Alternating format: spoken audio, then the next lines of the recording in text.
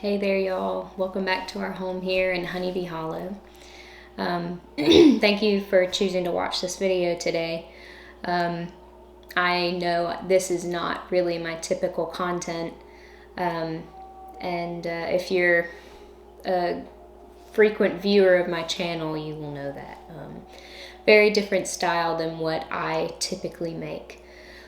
But I thought, we're in a very slow season right now. I usually like to capture the land, what we've got going on. And we're also in a very different season of life right now. If you haven't caught some of my most recent videos, I am currently 6 months pregnant. So things have been a little bit slower here around our home. And getting inspired and making new YouTube content actually hasn't been the easiest thing for me. Big learning experience here. But I thought that I would make a Q&A video and put out some feelers on Instagram and the YouTube community to see if anyone would be interested in this type of content from me. Something to know about me, I am not very comfortable in front of the camera in this capacity. I much prefer to record myself doing whatever I'm doing and then monologue over it, have music over it, and if you watch any of my other videos on YouTube, you'll see that is the case. But anyways, I thought I would offer this type of content just because I had enough people that had some questions about me, and y'all had some really good questions. So I thought that I would answer them on here for y'all. So we'll go ahead and jump right into it.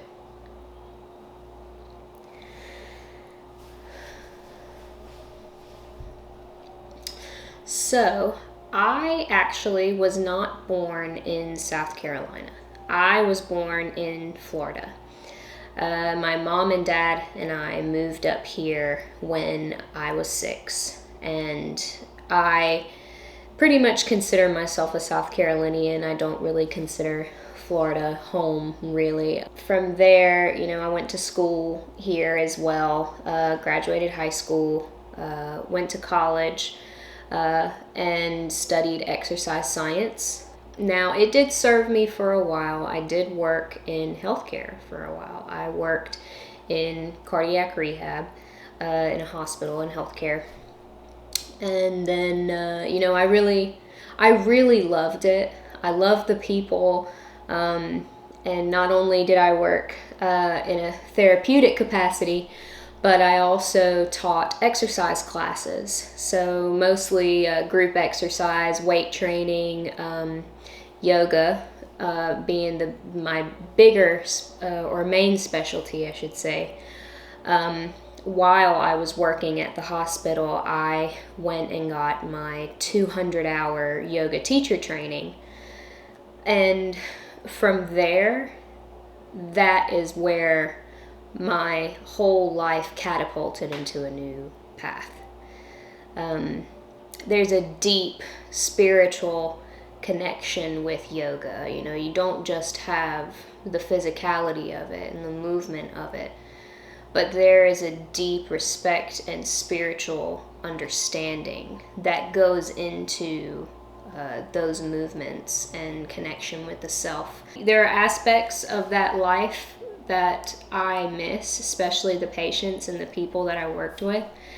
But unfortunately, the big C happened in 2020. And that changed my whole perspective on wanting to ever work in healthcare ever again. From there, I worked in a restaurant. And I guess to backtrack a little bit, I had actually worked in a restaurant for 8 years before, or while I was in high school and while I was in college. It was all front of house work, so mainly serving and hosting. But then, like I said, after the big C and working in healthcare and everything, I decided to return to working in a restaurant. But I didn't really want to work front of house again. I thought I'd do something new and different, so I applied to a small restaurant in my community and started working in the kitchen. And from there, I've actually really learned a great deal. Growing up, my mom cooked all of our meals. Going out to eat was a treat. And so I learned a lot of what I know in the kitchen and my basics from her, my mom. But being an adult and then working in the kitchen in my community was where I really learned and expanded in that knowledge to make me more versatile in the kitchen. I loved working in that kitchen very much, but that restaurant has since closed down. And here I am working on YouTube now and just kind of going where life takes me.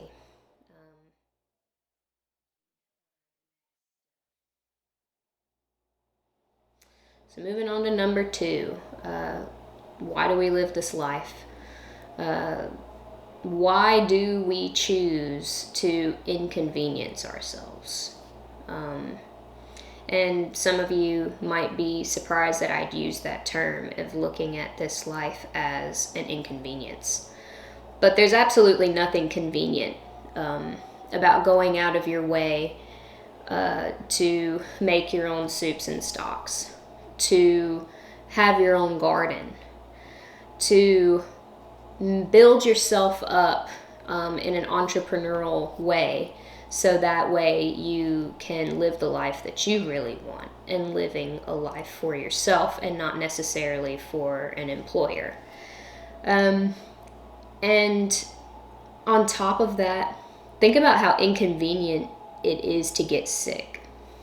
Think about how inconvenient it is to have to fork out a lot of money for pharmaceuticals to improve your symptoms and improve your health in a sense. And I'm careful when I say improving your health, because unfortunately I have found within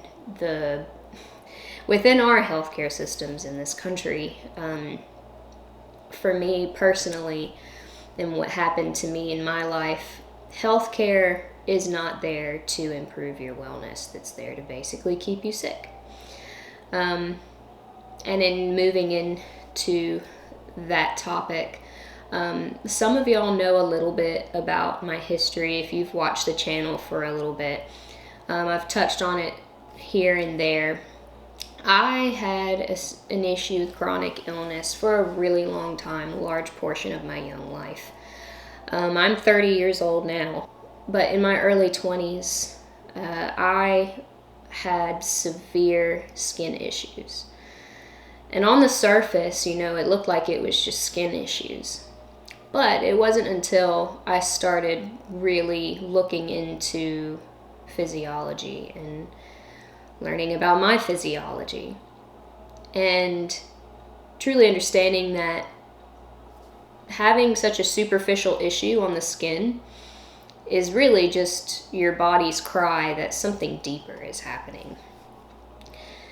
And at the time, I wasn't aware of those deeper happenings.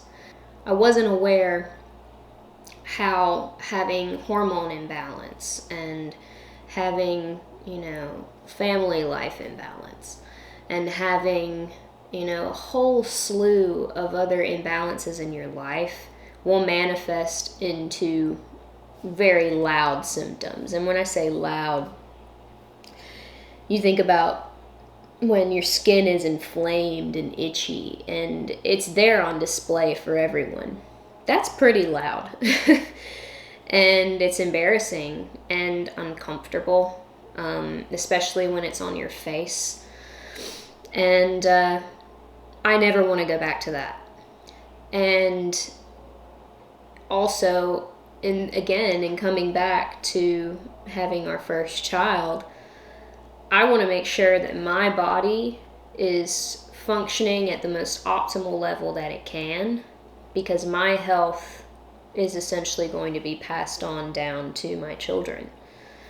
I had someone ask about the herbal knowledge that I have.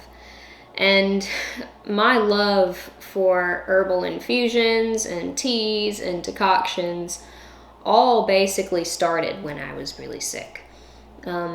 Searching for answers and how to balance my system.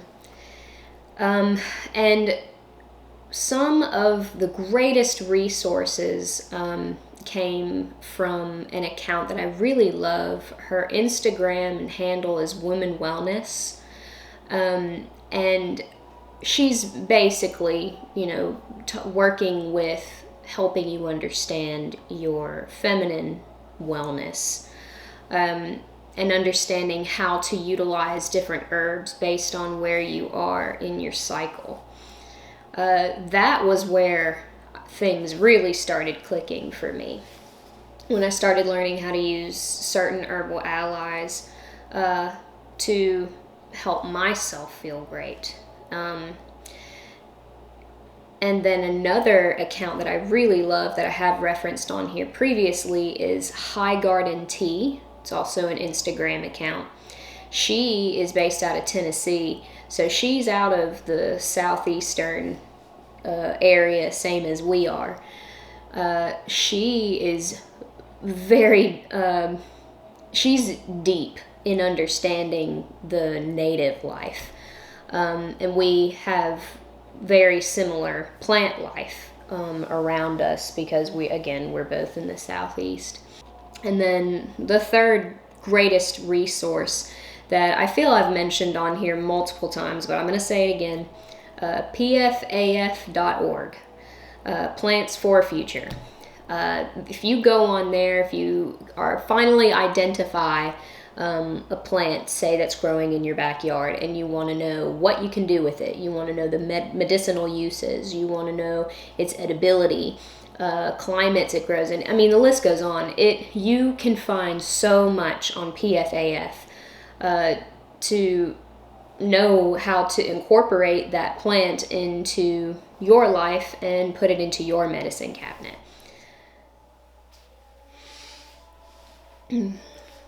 So number 3, I saw this one many times, people wondering mine and Will's love story and how we met.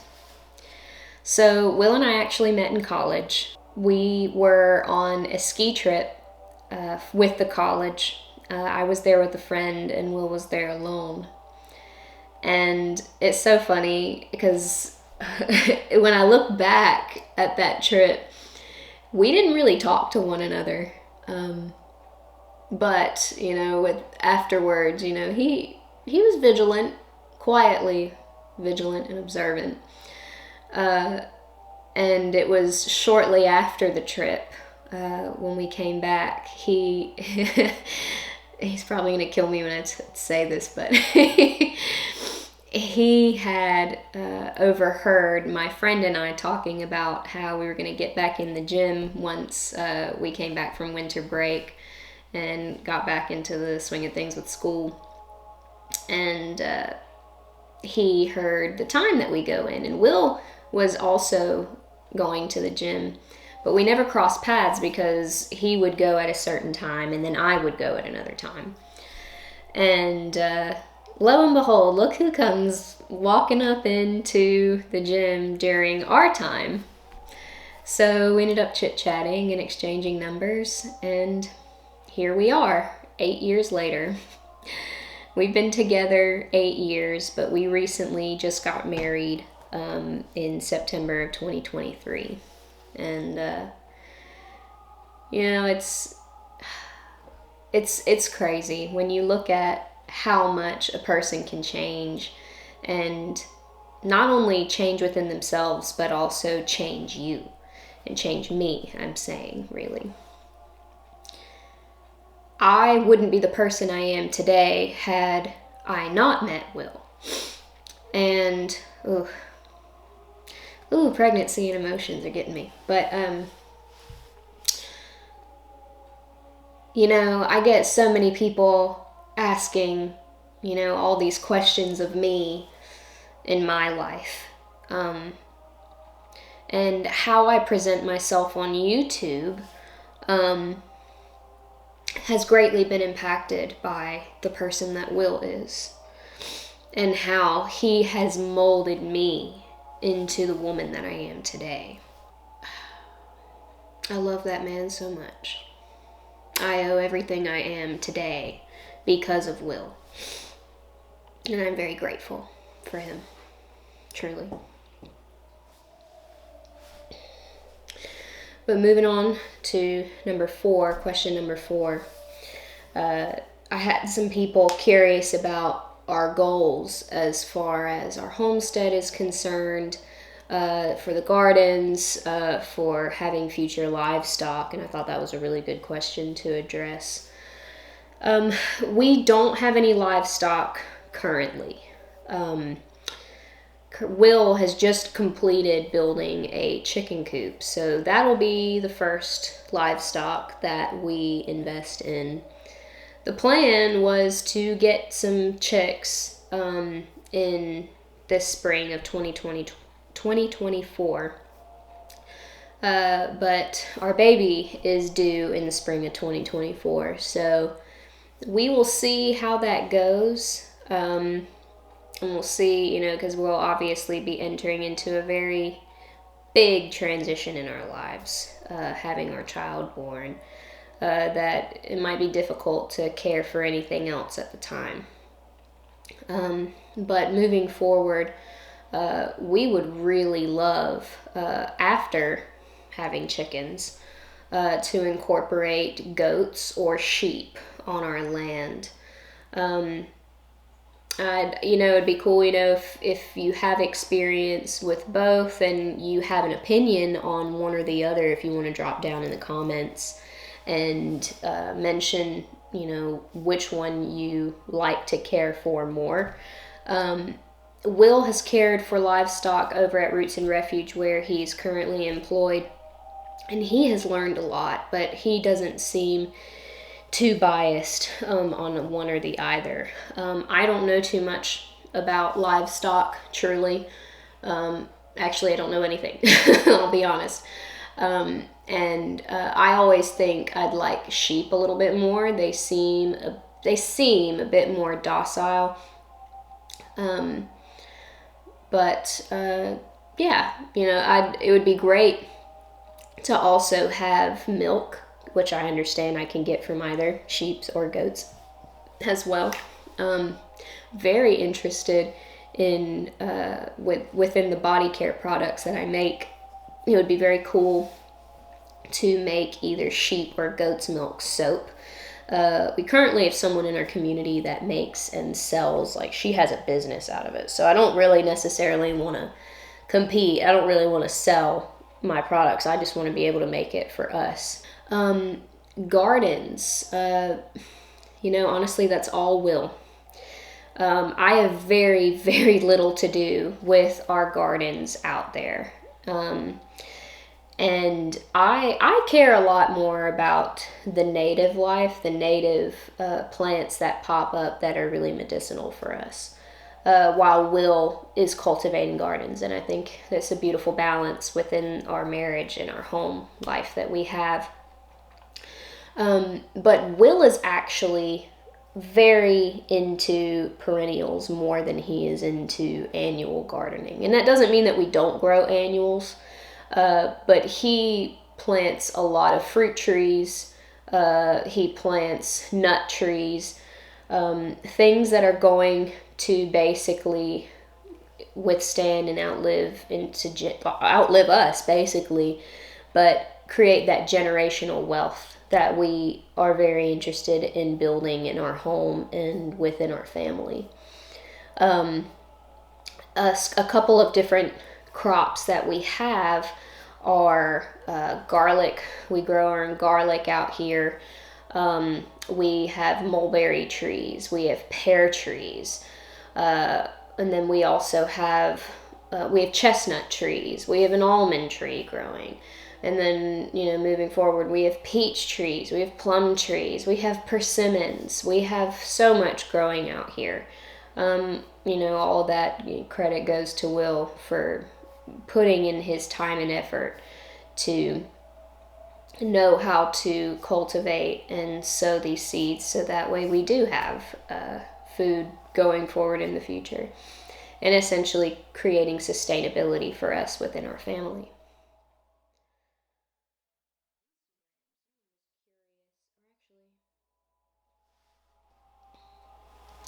So moving on to number 5. I had someone ask, what do we have in our pantry? What kind of items do we keep? Someone mentioned that we have a dehydrator, and a pretty big dehydrator in our pantry that we utilize for drying mostly wild foraged mushrooms. I typically hang my herbs to dry. Just because the heat that you get, even though you can control that heat and you can keep it very low in temperature, you still lose a lot of those oils that are on your herbs when you heat them in any capacity.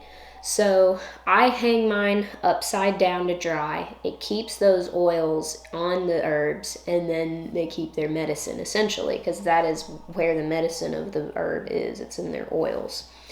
But a lot of what we have in our pantry, we have grains, pastas, like the typical things that a lot of people have. But we have a great supply of things that we canned over the summer. So we have canned green beans, we have canned tomato sauces, and then we also have our dried mushrooms that are wild foraged.